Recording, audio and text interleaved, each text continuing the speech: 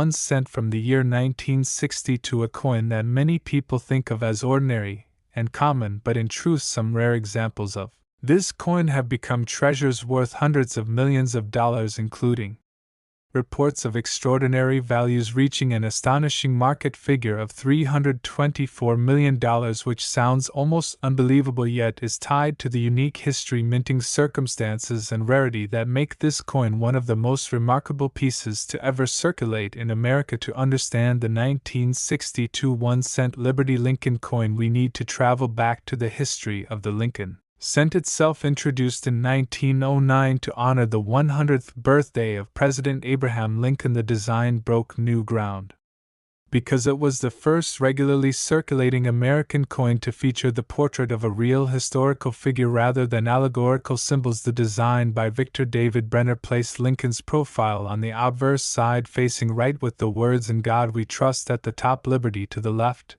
and the date to the right. This design would become one of the longest running in U.S. history, and it still continues today in modified form, making the Lincoln cent one of the most recognized and collected coins around the world. By the time we reached the year 1962, the Lincoln cent had already been circulating for over 5 decades. The wheat reverse design, which originally decorated the back of the coin, had been replaced in 1959 with the Lincoln Memorial reverse in honor of the 150th anniversary of Lincoln's birth. This meant that the 1962 Lincoln cents bore the famous Lincoln Memorial on the reverse with United States of America across the top, the denomination 1 cent at the bottom, and E pluribus unum just above the memorial itself. This reverse design by Frank Gasparo gave the coin a fresh look and linked it not only to Lincoln as a person but also to the monument built in his honor. When we speak of the 1962 Lincoln cent, we must also consider the minting details. The coins were struck at 2 different facilities: the Philadelphia Mint, which produced coins without a mint mark, and the Denver Mint, which used the D mint mark below the date on the obverse. The total mintage was massive.